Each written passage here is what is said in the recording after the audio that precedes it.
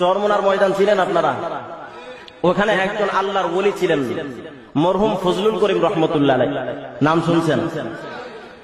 Police arrest করতে পুলিশকে পাঠাই, পুলিশ যাইতে রাজি হয় না। পুলিশ বলে আমরা যাইতে পারবো না। অবশেষে বন্ধু উপায় না পাইয়া বিডিআর পাঠাইছে। ফজলুল করিমের সামনে যখন গিয়া হাজির হয়ে গেছে, হুজুর আপনাকে অ্যারেস্ট করার জন্য আসছি।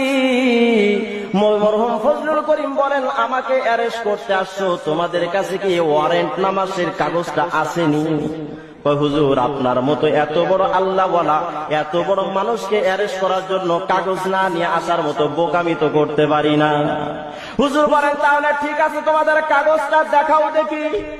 আল্লাহ রাব্বুল আলামিন আল্লাহওয়ালাদের বাঁচায়।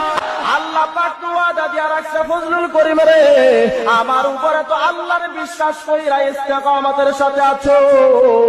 ও ফজলুল করিম, চিন্তা করবি না, আমি আল্লাহ তো তোর ব্যবস্থা করতেছি।